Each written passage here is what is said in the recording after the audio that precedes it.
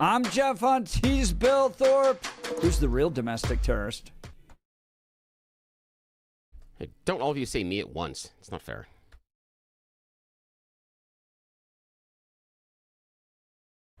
All right, it's that time of the show. Alex Preddy killed over the weekend in Minneapolis, shot during ICE operations taking place. And whom do you blame for it? Was he an innocent bystander? Just caught up in wrong situation and ICE murdered him out in public. It's all over social media. People saying that. Calling for the defunding of ICE as a result of it. Chuck Schumer saying he's not going to approve funding in a bill now before the Senate.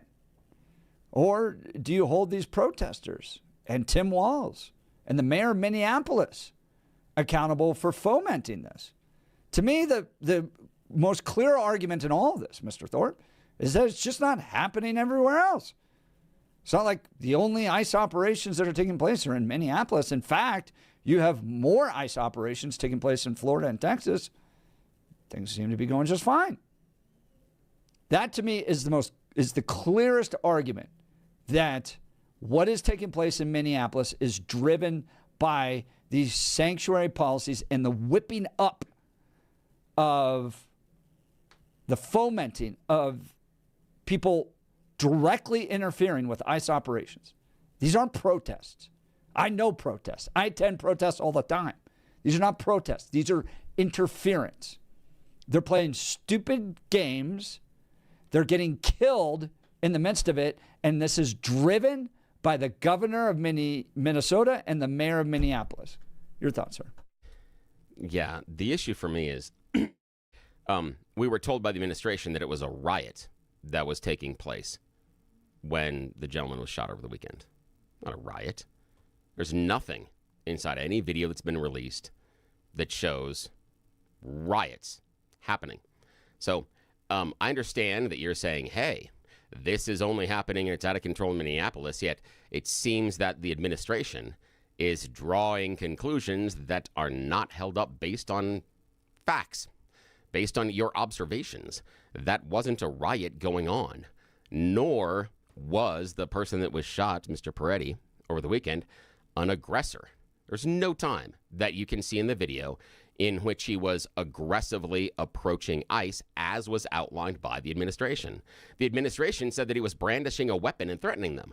None of that was true. Mr. Peretti never unholstered his weapon, never touched it the entire time, and yet was shot in the back for it. So I understand the idea that these people, one group or another, but when the administration describes that as riot, I disagree with some of the descriptions about things being out of control inside of Minneapolis. They may have more protests, but not a riot, not aggressive. Who do you blame for what's happening up in Minneapolis, and who needs to make the next move? Is Trump right to call for the end of these sanctuary policies, or is it clear that ICE needs to stand down? Give us a call. Join the conversation. 303-696-1971. Text us on the Dan Caplis Law Text line at 720-819-5115. Now it's time for the news. Blake Olson. Blake Olson, news and comment. Hey, good Monday morning. 18 degrees and mostly cloudy. Sun trying to peek out there in different parts of Denver, up and down the Front Range. Also expecting a high of 43 today. News sponsored by Pastor Camp Heating and Air Conditioning at 303-777-1234 to learn more about special savings opportunities on Lennox equipment. Our top story, the snow and cold has delayed and closed some schools today, and DIA may be a challenge. So check before you leave home. There will be some delays. Across the country, storms have claimed the lives of more than a dozen people in multiple states. Tina Peters' attorney John Case in studio with Jeff and Billy last hour. We got some clarity on what happened when an inmate walked into the closet where Tina was last week. This woman is a 29-year-old inmate who was convicted of felony assault. She stabbed her fiance 3 times in the back and then stabbed her own brother in the hand. Comes into the room. Tina is trying to fill the water tank in a swamp cooler. While this violent inmate starts screaming at her, "You disrespected me." And Tina says, "Calm down, we'll work this out. If you want to get into the closet, I can move the cooler." Well, at that point, this inmate reaches around and throws a right-handed punch at Tina. Then Tina grabbed her arm. This was all on surveillance camera. We saw it on video, and then prevented her from doing any more harm, thankfully, backing her out of the closet. But the inmate then said something to her at that point. "You know, we're on camera." So the whole thing looked as if it was planned. You think it was? Yes. Who do you think is planning this? There's a lot of people who want Tina to stay in prison until she dies. And why would this inmate, out of the blue, assault her? You can follow all the Tina Peters information and stories and the latest information on tinapeters.us. Fascinating. Absolutely fascinating. It's been a great show so far, guys. So many things on the Jeff and Billy show this morning. A federal judge has ordered Homeland Security to not destroy or alter evidence in the Alex Preddy shooting in Minneapolis. Preddy was shot and killed by federal immigration agents on Saturday morning. Meanwhile, DJT says that he's sending border czar Tom Homan to Minnesota today and added he will report directly to him. AFC Championship game yesterday. Real and quick, yes. Blake. Yes, sir. Have you been following this guy on X named... Oh, goodness. I just had it all up. Where did it go? Oh, okay. Cam Higbee. I've heard of his name. Okay. Okay. This is relevant to what's happening in Minneapolis. So this is the guy that's infiltrated the Signal chats. Newsmax or something like that? No, or? he's an independent journalist, but he's infiltrated all the Signal chats. Okay. And I did hear this. This is a guy absolutely worth following. So he got in on the Signal chats, and what he has discovered in Minneapolis is fascinating. This is military level organization, the counter protests. Okay. So here's basically what he's discovered. He's discovered that one, it's funded, and some of the funding's coming, and Data Republican released a lot of the donors that are funding these operations in Minneapolis. Over 4,000 donors. Full data sheets I went through last night, including a number of people from Colorado are in there. But it's just their name, and they're trying to match them up with actual identities. But what he discovered is that they've divided Minneapolis into certain zones. Okay, then they have the people in these Signal chats into a number of different categories. So you can be somebody that drives around and looks for ICE. You can be somebody that's a rapid response and shows up to protest. You could be somebody that works at a home base. They actually have a home base where they track the license plates. They have a database of, I think, 5,000 license plates that they've been running. So basically, in Minneapolis, you have a counterinsurgency going on. And these people drive around, they look for anything that looks like an ICE operation, okay? The minute that happens, they call in immediately on the Signal. Somebody's sitting in front of a computer, and they're like, I'm following a white sedan, license plate, what, yada, yada, yada. And then the person goes, okay, license plate, coordinated, yes, that is correct. That is an ICE vehicle. Okay, we are now mobilizing the counter-protesters at this point to interfere with the ICE operation. Wow. They have also discovered in the Signal chat direct ties to the Walz administration. Oh, that doesn't shock me. Right. That there are people that are directly tied in that are part of these Signal chats. This thing is funded, orchestrated, and is designed to directly interfere with these ICE operations. That is amazing. Yeah. So go follow him on X. It shouldn't surprise when you listen to Fry and Walls, all of them. I mean, the commies will do anything. They will. Absolutely. But I think what's important to understand here is that these are not just people driving home from soccer. True. Dropping their kids off, finding themselves in a crazy situation. Yes. These are not. Yes. I go to They're protests all the walking time. into it. My kids go to protests. My wife does. We go to the March for Life all the time. Right. So protesting is not the issue here. No. What is the issue is that this is a coordinated effort. Yes. Sometimes funding coming from outside this country to interfere with ICE operations. Yes.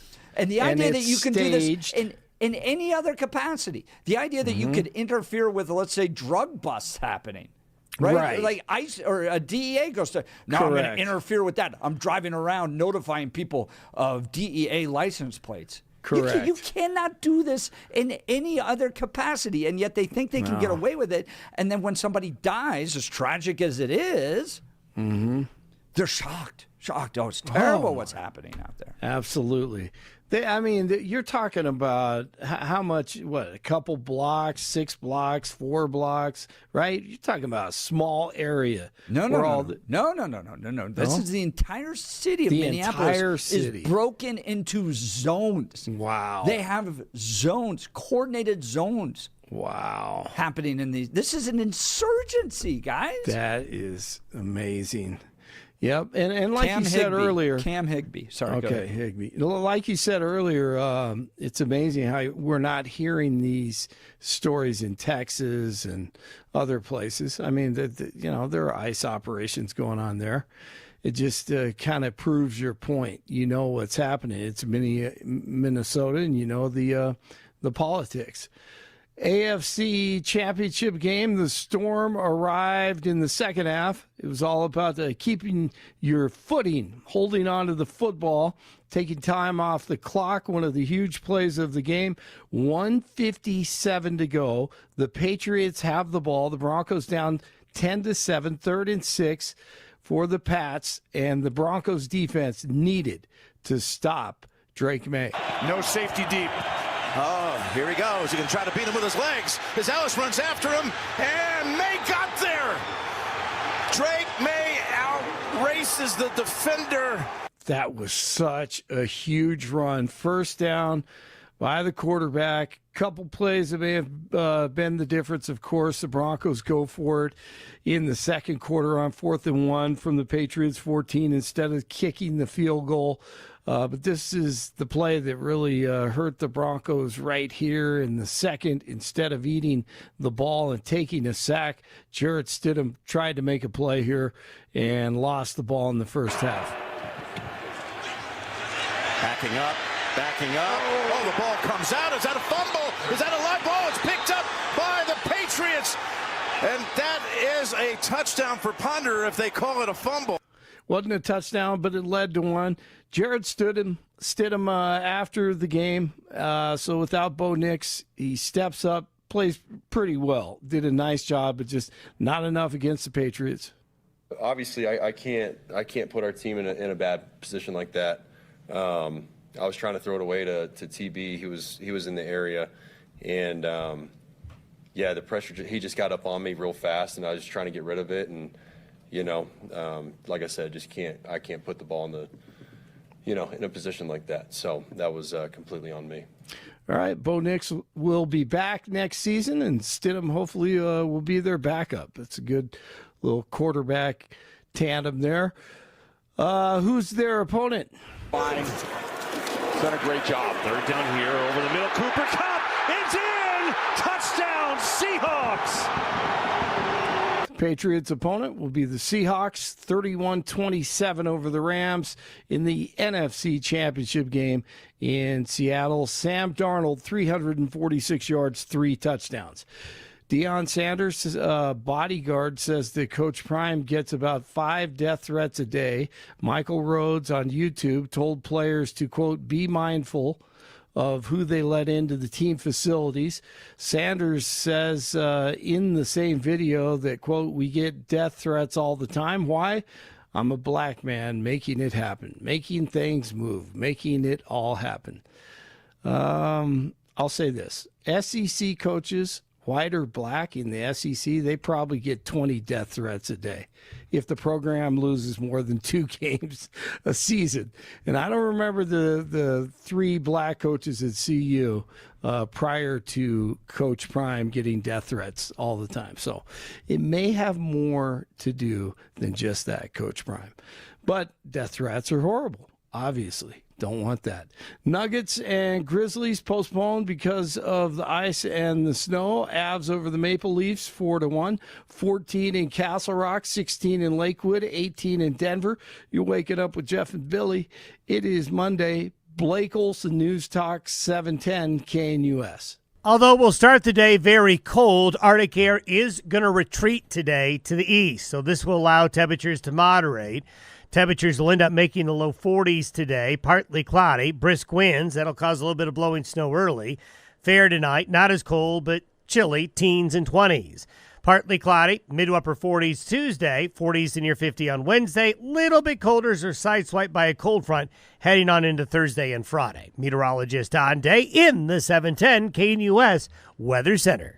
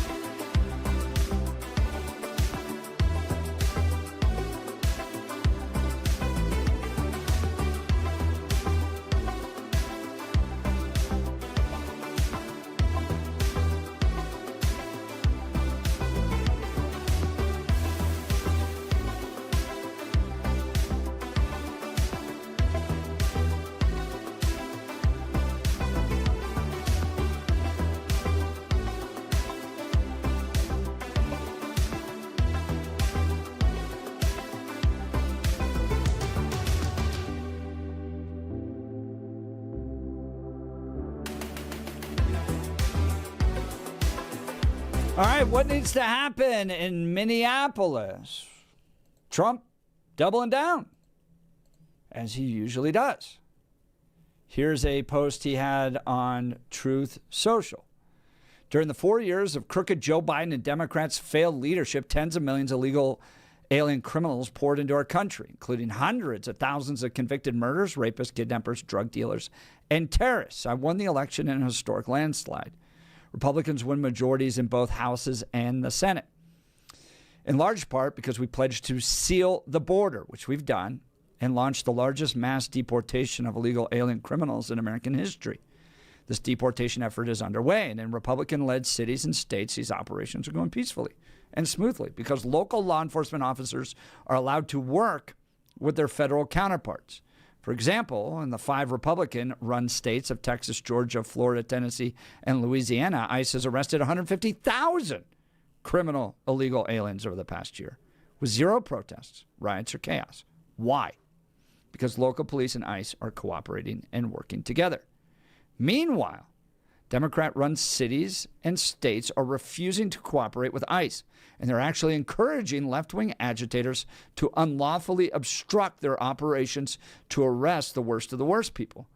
By doing this, Democrats are putting illegal alien criminals over tax-paying, law-abiding citizens, and they have created dangerous circumstances for everyone involved. Tragically, 2 American citizens have lost their lives as a result of this Democrat-ensued chaos. That's why I am hereby calling Governor Walz, Mayor Fry, and every Democrat governor and mayor in the United States of America to formally cooperate with the Trump administration to enforce our nation's laws rather than resist and stoke the flames of division, chaos, and violence. Walz, Mayor Fry, should turn over all criminal illegal aliens that are currently incarcerated in their state prisons and jails to federal authorities, along with all illegal criminals with an active warrant and known criminal history for immediate deportation. 2, state and local law enforcement must agree to turn over all legal aliens arrested by local police. 3, local police must assist federal law enforcement in apprehending and detaining illegal aliens who are wanted for crimes. 4, Democrat politicians must partner with the federal government to protect American citizens in the rapid removal of all criminal illegal aliens in our country. Some Democrats in places like Memphis, Tennessee, or Washington, D.C. have done so, resulting in safer streets for all. In addition, I'm calling upon the United States Congress to immediately pass legislation to end sanctuary cities, which is the root cause of all these problems. American cities should be safe sanctuaries for law-abiding American citizens only, not illegal alien criminals who broke our nation's laws. All of these requests are rooted in common sense, Bill, and will provide the best possible circumstances to make America great again. Anything you disagree with there? Yeah, because basically he's just, do what I tell you, shut up. Yeah, that's kind of it. But that's what we expect. I mean, that's where he's going. But that, again, that conversation over where he's treading in the idea of just shut up and like it. I got a problem with that one. And again, he's talking about people with active arrest warrants and criminal history. Yet the overwhelming majority of the people that have been detained and deported by ICE don't necessarily share that active warrant nor criminal history type of a background. But we could disagree, probably, based on how we define criminal history. Some people in the conversation will define it as simply the act of crossing over the border. Other people will look for crimes that are committed after that fact. But, each their own. But of course, he's going What's wrong with Mayor Walz or Governor Walz, Mayor Fry, turning over all legal criminal aliens that are currently incarcerated in their state prisons? Again, I don't have any problem necessarily with that, but it's just kind of the idea of, hey, give us what we want, or we are going to. It's just the overwhelming tone of, because we are the federal government, the state has to acquiesce to our requests. And isn't that the supremacy clause? I guess, yes, in some cases, yes, but in some cases, no. Remember, states' rights. We go all the way back to states needing to be able to make their own choices. I have a feeling that if a Democrat president would make some of the same assertions about people that he has decided that are criminals or a group of individuals that he wants to have dealt with a certain way, there would be a heck of a lot of conservative states that may push back on that, especially if we would do things around gun rights or anything else. There may be something there. The idea that if... I'm just saying that it could be interpreted differently based on different politics. That's the now problem. Trump's not making up law. He's just trying to enforce what has been passed and signed into law. And his numbers don't match anything like what Obama did. So, Obama What do you mean by seemed, with regards to deportations. What do you mean by that? His numbers don't match. What do you mean? So Obama had 3 million deportations. Yep. We're not even anywhere near that. Yeah. And the thing is, the question that needs to be asked then is how? And we've talked about it before, is that if we're saying that Trump isn't anywhere near the deportations that we had under Obama, the question I had is, how was Obama? And this would be something that I would assume that if you're in charge of an organization, whatever organization it might be, whether it's the federal government, whether it's a radio station, whether it's a school, whatever it is, if some sort of a program in the past seemed to be very effective, why would you not then go and repeat that type of a program? Oh, right now, I believe that the front-facing issue of change is the idea that we have tried to make it more of an authoritarian presence. The idea that I don't remember, again, I can be wrong, I do not remember Obama having ICE groups of ICE agents in tactical gear with faces covered up rappelling out of helicopters, going into apartment complexes, things like that. That's the idea. Is there's a portion of this where I believe it is performative on the Trump administration part of it, the idea of putting them in the tactical gear, putting them out front, covering their faces, and making it more of an intimidation Bill, idea. It's so easy. It doesn't have to do with helicopters and ropes and all that stuff. It's one word: coordination. Democrat governors and Democrat mayors decided they're not going to coordinate anymore. So they're the ones who pulled back. A Democrat president? Sure. Come on in, grab the guys. We don't have a problem. To the tune of nearly triple the amount of deportations that Trump has had. It is coordination. This is all in the hands of the Democrats. Nah, I disagree because I haven't seen, despite claims by the Trump administration of we're only going to go after the worst of the worst, even in that statement there, they don't. And that's where the disagreement comes from. No, clearly Obama didn't go after the worst of the worst. He had 3 times more deportations. Yeah, but I'm guessing that probably start with bad criminals and work your way up, etc. And so that would be the idea. That's exactly what Trump's doing. All right, let's go to the phone lines. No, it's not what the numbers Ryan show. in Roxborough. Roxborough. Good morning, Ryan. You're on with Jeff and Bill. Morning. Yeah. Hey, how you guys doing? Sorry, I lost my voice last night at the Broncos game. Oh, I'm so sorry. But that was a hard one, man. I hope you stayed warm, though. That was a tough one.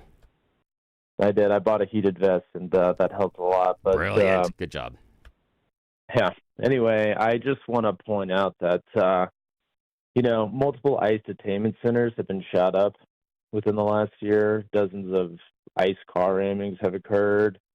These ICE agents are probably seriously on edge in these blue cities. And I just think for somebody who's packing heat to, I guess, engage with federal agents puts your life at serious risk. And I just don't understand why you would do that.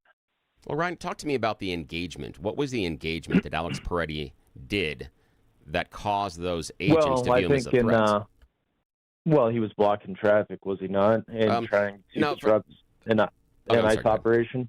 Well, no, I didn't see him try to disrupt an ICE operation. I saw him wave cars through in the middle of the street. I didn't see him prevent ICE operations from doing anything. And the only time that he got close to the officers seemed to be when the ICE agents pushed 2 protesters to the ground.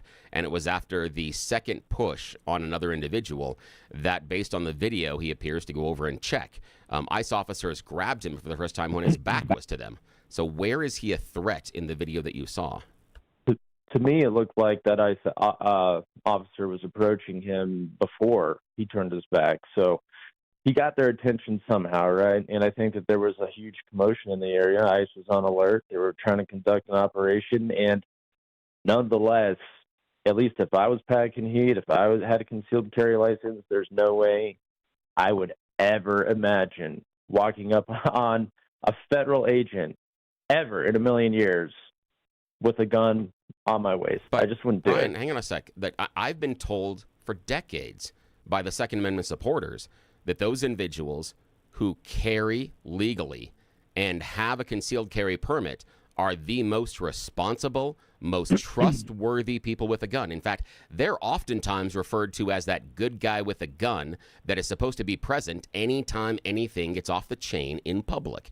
They're supposed to be the people that we are looking towards in order to save us when some sort of psychopath runs into a mall, a movie theater, a grocery store, or something like that. We talk about, well, if only more people had a concealed carry permit, that place would have been safe. And now, in a different circumstance, we take that same individual with the same laws and the same rights, and we say, oh, their mere presence is now a threat. Help me square that, man. Help me square that. How come he's a good guy in one area and he's a bad guy in the other? I'm not even necessarily calling him a bad guy. I'm just saying that he obviously was there because of ICE. Freddie was there because of ICE, right? He was at the very least videotaping them, and in my opinion, it looked like he was doing something in the road, right? So, whatever you want to describe it, he waved the car through. I mean, no, from fact, he was standing in the road and he waved the car through. That's factual. Okay, hang on. So, I just think that if you've ever taken a concealed carry class, which most states require that, they tell you just don't ever put yourself in a stupid situation. And so, They pushed him to the ground. They found the weapon. They confiscated it immediately. Tensions are high. Tensions are high in Minnesota. People are on edge. ICE agents are on edge. Accidents can occur. That's all I'm saying. I just think it's Ryan, help me understand crazy this. pills Ryan, help me understand this. Federal agents. Okay, but they are federal agents, and they're trained, and they're the ones with the badges and the guns. After the gun is removed from his person, where's the threat? I mean, how does every ICE agent? There's 7 of them around him. How does everyone know that a gun has been removed and that he doesn't have a second gun or a second weapon of some kind? Exactly. Hang on a second. Hang on a second. But I know, but we don't get to sit there and shoot somebody on the perchance they may have a second weapon. You don't get to pull the trigger. Doesn't matter. Point. You're law enforcement, and if you want to walk up, they're hands-on with the guy. They've already removed one gun. He goes for his waist, and then one of the law enforcement one of the guys has already yelled gun. He's going for his waist while one gun's been removed, and nobody knows how many guns he has. They removed it. They removed the gun. They're omniscient now. And no, they were told. As the guy who removed it said gun, they removed it. And the people that are in that group at that time, Ryan, need to listen to the other officers. One of the officers identified the handgun, took it away, and then the trigger is pulled. I mean, come on. If this was something where it was, let's say this happened during, some of the protests down in Colorado, the one in which got really out of hand with the security guard here at 9 News, and he shot Lee Keltner, which was absolutely ridiculous. And that guy should have been brought up on really serious charges. Now, in that sort of situation, if Mr. Peretti is viewed as a Second Amendment supporter and he's down there legally carrying, and law enforcement, for whatever reason, pepper sprays him in the face, pushes him to the ground, hits him, removes his firearm, and then opens fire, you're telling me that all the Second Amendment supporters are calling and going, well, sorry, he shouldn't have been there. He shouldn't have walked down there legally with his firearm that he's legally required, that he legally can carry, and that law enforcement did when law enforcement did everything they should have. But that's what I'm hearing right now. Ryan, that's what I'm hearing right now, Ryan. Let me just really fast. I just don't think it's a Second Amendment issue. I just think that there's other shootings like this that occur accidentally across the nation that you never hear about. And I think you put yourself in harm's way if you want to be packing heat and walk up on federal agents. That's all I have to say. Okay. Ryan Roxborough, appreciate the call. Thanks so much. Well, Billy and I disagree on a lot. We do agree that Ashbaugh Center for Therapy is a fantastic place to visit. Brand new sponsor to the show as we're growing. Glad to have them here. And when we sat down with them, what they loved about us was this dialogue. Yes. Right, left, center. Allowing people to be a part of the conversation. In fact, it tunes in on a daily basis. Let's dive into Ashbaugh Center for Therapy. What's nice about them is that you get a one-on-one visit with a licensed physical therapist in a private treatment room. Now, this is what's important here. So you understand, this isn't some sort of like clearinghouse where it's like a lot of beds sitting next to each other. You have a private treatment room that is just you and the doc. And so it is really one-on-one, full specialized attention. Now, if you're interested in this, reach out to them at ashbaughpt.com, ASHBAUGHPT.com, or easy enough, call the phone number 303-756-3388, 303-756-3388. Think about all the things that have been hurting in your life that are preventing you from going out there and doing the things that you like. The back pain that, oh boy, I'm feeling today. Joint stiffness. When you're recovering from surgery. All of those things Ashbaugh Center for Therapy deal with differently. It's about a conversation and hands-on manual therapy. That's important. That means they want to know what hurts. They want to know what you've been going through. They want to know where you want to be. And then it is about a very much hands-on approach to you getting better. They're not sending you home with dozens of exercises and say, here, I'll show you how to do 3 things. You go home and take care of it yourself. Good luck. Report next time. I can move on to the next patient. This is private, individual time in a room, and they do the work with you. This is the type of one-on-one care you've been looking for that joint stiffness, the surgery recovery, the back pain. Ashbaugh Center for Therapy. You deserve the best care. This is that private, clinical type care you've been searching for, but you haven't been able to find. You got to reach out to our friends today. I've been to physical therapy when I'm out in a room with 20 other people. It's just weird. It's just weird. So go check them out. Ashbaugh Center for Therapy, 303-756-3388, 303-756-3388. or hit ashbaupt.com, ASHBAUGHPT, ashbaupt.com. We'll continue. Phone lines jam-packed. Text messages hot. Talk to you guys in a sec. Who is the real domestic terrorist? You're listening to The Jeff and Bill Show. This is Denver's talk leader, News Talk 710, KNUS.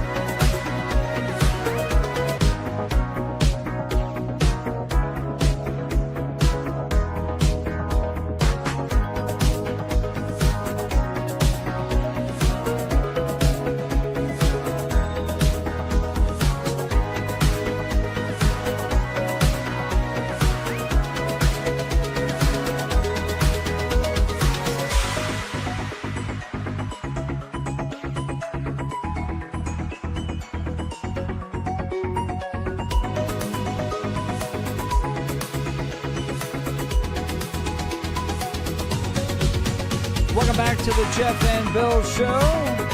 Trump calling for walls. Mayor Fry, state and local law enforcement to work together to address these problems. Going, we're just trying to enforce immigration law. This happened under Obama. He was the deporter in chief. But now all of a sudden, riots? And you have ICE operations all over the country. Yet Minneapolis seems to be the problem. And the problem seems to be the political leadership in Minneapolis. I think most Americans, I think this is a 90-10 thing. Just work together. If you arrest a guy There's another crime happening. You put them in jail, allow ICE to come in, grab them, and deport them. Instead, cities like Denver and around the rest of the country, they're literally pushing them out the front door, making ICE chase them around. Then ICE has to get tactical, drive into these cities to get these guys. Obama did this without these problems. The change? Democrats deciding not to coordinate with ICE. Let's go to the phone lines. Frank in Denver. Good morning, Frank. You're on with Jeff and Bill. Yeah, good morning. Hey, thanks for you guys' show today. I appreciate all the diverse points of view and bringing in these different people. They're all good. I just want to give a brief rundown from my perspective on these things in reverse order of presentation. First, on Minnesota, I think it's just a clash of, as you said, ideology in a sanctuary city-state and using emotion as a tactic versus rule of law. And then I wanted to comment on it. Was that Mr. Case or Case on Tina Peters? John Case. John Case, yeah. C-A-S-E. Yeah, I think that he brings up some interesting points there and some comments by the judges and things. Also, though, I think it sounds like the physical living conditions of the jail, that her condition improved on changing the filters. You wonder about the people checking those filters for, that Legionnaire's disease bacteria that lives in that water. And then finally, on the first guy you had on, Jeff Daniels, a very nice guy. I think he's going to face a clash of his ideology with having gone to divinity school versus now his progressive beliefs of taking money from the taxpayers and depleting Tabor to do his pet programs or the Democrats' pet programs. I think instead of giving money out, I think really all of these people that want to get disability should be mandated to listen to 1 month of Dave Ramsey's show on AM 760 from 7 till 10 and listen to all the call-ins and the solutions. And mainly it's trying to do the best you can to live on a little less than you make or take in and try to save some back and avoid these pitfalls of 700. Frank, you're trying to call for common sense and political leadership. It doesn't happen. I do appreciate it. The world would be so much better if we all took Dave Ramsey's course. Absolutely. Frank, Denver, sure appreciate the call. All right, let's talk Black Eyed Pea of Colorado, locally owned and run by Stephen Michelle. That's important to me. Locally owned and operated. My whole family loves this restaurant. Yours will too. They've now got 9 locations. Guys, they're humming. They're doing great, in part because they advertise on our show, but also, more importantly, because it's quality food. This is the restaurant you want to take the whole family out to. Keep it in Colorado. These are the people I proudly support, and you can too. Take everyone out to eat at the Black Eyed Pea home-style cooking. Worth going out for. They make everything from scratch: ranch-style pork chops, mushroom Swiss chicken, ribeye steak, St. Louis ribs, the mile-high meatloaf. They've got daily specials, senior discounts. The Black Eyed Pea has what your family is hungry for. The Black Eyed Pea also does catering. Your dinner party, rehearsal dinner, wedding reception, or company event will be a success when you look to the Black Eyed Pea. Hear me on this. I love everything about this restaurant. Visit the Black Eyed Pea near you or blackeyedpeacolorado.com, blackeyedpeacolorado.com. Let's go to the Barney. Good morning, Barney. You're on with Jeff and Bill. Yeah, good morning. Hey, guys. Jeff, let me get Billy off my back first, okay? I want to say a few things to him. Okay, Billy, Seattle all the way, buddy. All the way. All the way. Super Bowl. No, you and I can't be friends. This is sad. It's a sad You moment really in the morning. want the New England Patriots to win? Oh, no, I just thought you were a fan of Seattle. No, I'm absolutely for Seattle in the Super Bowl, yes. If you're talking about Super Bowl only, here's the reason. Yeah. I have from the last Super Bowl at the Broncos, I get a little bit of the bird TDS kind of a thing, just derangement syndrome. And I'm a sore loser. Mine's a sore loser. With that, and so it's hard for me. So when you started saying Seattle, I'm like, yeah. But yes, you're right. No. In the Super Bowl, yes, the Patriots can... Okay, I got to stop right there, otherwise I'm going to get us in trouble with the FCC. So let's not do that. Yeah, Billy, you're right about Kyle Rittenhouse. He should have never been walking down the street with the rifle. To me, it's the equivalent of brandishing a weapon. But the cops cheered him on. The problem with Rittenhouse is all three of those individuals elevated the situation where he could call it self-defense, and he gets out of it. This guy, when you have, first off, I think everybody should be allowed to concealed carry without a permit. Criminals are already doing it, but forget all that. There is some responsibility. You don't walk into a protest being armed. First, I would like to know, because I got a follow on my Facebook page that they're calling this guy a woman. This Democrat senator from Minnesota said Alex is a woman. So there might be a little issue there, but forget all that. What I saw the gun stripped out of his hand by a plainclothes person. I was told he got the gun, he started firing off rounds. Now, if you want to say that these ICE agents are a bunch of clowns, I'll agree. Very undertrained, clueless, scared of their own shadow. And by that, the guy that shot the guy like 3 or 4 times, and then all these other guys just scatter. God almighty, you guys have no clue how to take down a bad guy, if he even is a bad guy. But you have a bunch of not well-trained ICE agents with guns. And I'm a Joe Liberal protester, and I'm going to risk my life going up against that. I'm sorry. I'll pick a fight with the Denver cops all day long before I would pick a fight with this bunch. And I watched the video where the ICE guy tackles a 14-year-old kid. And then they're going to arrest him.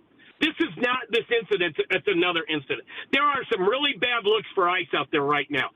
Don't arrest the kids. Let them go. And I'm not talking about the 5-year-old. That was a whole different deal. But the fact is, this guy had he reached for the gun. He had it in his hand. And the way I understand it, he fired off rounds. Yes, the guy stripped it out of his hand and may have said, I've got the gun. And maybe the clown behind him that shot him 3 times didn't hear it. I don't know. I wouldn't want to risk my life around these guys. They're clowns. But there wouldn't be a problem if local law enforcement was intervening and keeping the protesters back. They are look, the border's open for 4 years, wide open. You're going to tell the American people, oh, we can't fix this. Sorry, because all these cross-dressers in Minnesota have a problem with it. No, the border was open for 4 years. Clean it up. I don't care how. And I disagree with you, Jeff. Those guys are in prison for rape. Bull. You leave them there. They're going to have a heyday when they go back to Venezuela. Leave them there. Great point, Barney. I always appreciate you. We have so much fun when you call. That's Barney from Denver. All right, we'll continue. You're listening to the Jeff and Bill Show. This is Denver's Talk Leader, News Talk 710 KNUS. Sam, you're up next.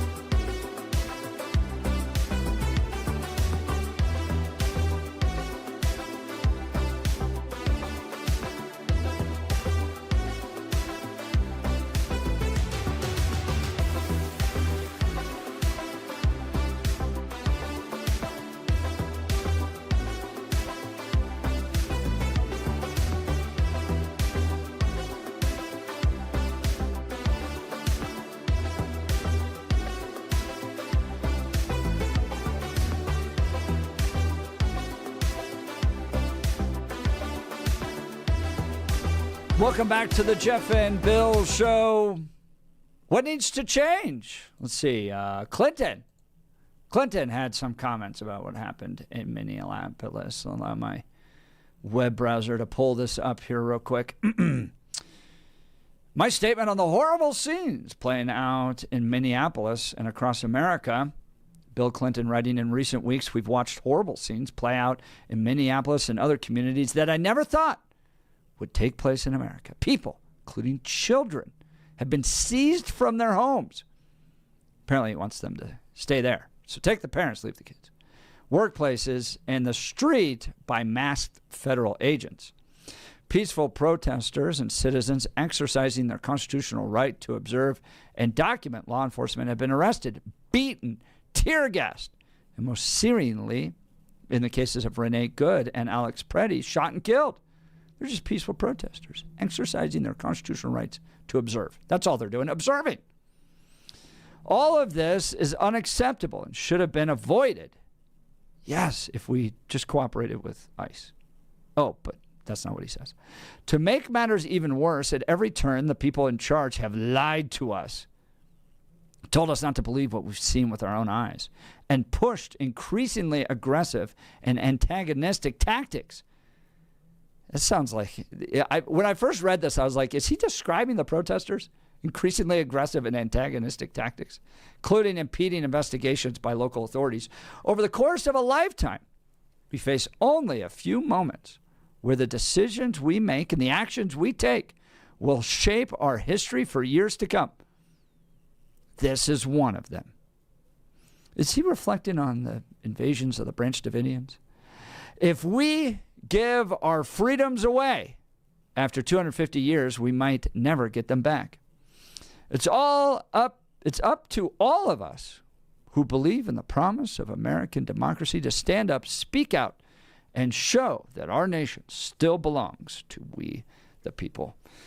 Oh, they're all jumping in. The Democrats are at this point. Let's go to the phone lines. Sam in Denver. Goodness. Good morning, Sam. You're on with Jeff and Bill. Yeah, good morning. Hey, good morning, guys. I had some comments as well. Whatever you just read from the text messages, that guy's smoking crack. Doesn't have a clue what's going on in his country. That was this Bill is Clinton. To me. that was Bill Clinton. Okay. And Sam's statement could still be true. I'm just saying. Okay, that makes sense because that sounded totally political. I always thought that was a text line message. Nice job, Sam. That's all best. Right. Yeah, no, he. What I see, this is Trump derangement syndrome to me. I'm sorry, but this would not be happening under other administrations, and we know that. What I saw is a guy that shouldn't be there with a gun. He was fighting with police. If I like your other caller said, if I'm concealed carry and I start wrestling with ICE officers, I'm going right to my stomach with my arms out. And he fought them. And the other ICE officer was reaching around. He felt the gun. He said, gun, gun, gun. And then he wrestled it away. As he was wrestling away, literally a second later is when the other cop who was behind him and couldn't see that he wrestled it away started shooting. So this, sadly, is a justified shooting. Wait, another Sam, left-wing lunatic is off the rails doing something he shouldn't be doing. The guy that wait, hang on a sec. Off the rails doing something he shouldn't have been doing. We'll go back to that in a second. But the guy He's that not pulls, protesting, hang on a sec. Billy. Sam, That's hang not on a sec. protesting. Sam, hang on a sec. We'll go back to that in a sec. Sam, the guy that pulls the trigger the first two times is standing next to the guy that removes the gun, is looking down at Peretti as the firearm is removed. So I disagree with the idea that he did not have an obstructive view. Okay. He is there in the video. He is there, standing right next to the guy that pulls the gun and goes away. Then the trigger is pulled. But talk to me about where. I disagree with that. Well, that's what the video says. That's what the video shows. Now the other part is this. I saw Sam. the video. Fine, I saw the Sam. video. It's not okay. what it says. Fine. He's standing right next to him. I have a screenshot that was sent in to us this morning from someone. Yeah, so do I. He was standing behind him. No, it shows him standing right next to him. He But hang on, Sam. resisted arrest. Tell me where he's a threat. And put his arms out. Hold on, right? Sam. Right or wrong? Hang on, Sam. No. Where is he a threat? At what point is he a threat? He went to help someone that was pushed to the ground. He's resisting arrest. From what? He was helping pick up someone that was pushed to the ground by ICE. At what point does It that doesn't mean matter. you get to He arrest? was resisting arrest. For what? ICE He didn't do officers were anything. detaining him. What are they going to Yes, arrest he him did. for? He was obstructing justice. How? They Why did pushed they someone to the pepper spray her? ground. Why did Sam, they pushed someone to the ground. Why was she there? Why would they push her, Billy? I don't Why would know, they push but her? hang on a Because sec. they're just crazy people Sam, running around knocking people to the ground. She was obstructing justice. Say that now she's obstructing justice. It doesn't mean you get to shoot Peretti because someone else is obstructing justice. That's the issue, Sam. We'll pick this up tomorrow. Thank you. That's the point. You can't blame him for actions of other people, and that's what we're doing. All right. The debate was hot today, and it is just kicking off. We'll be back tomorrow, 4 full hours of this. So join Denver's Top Talk radio show. You're listening to The Jeff and Bill Show. Get a seatbelt, stay warm. We'll see you tomorrow. KNUS.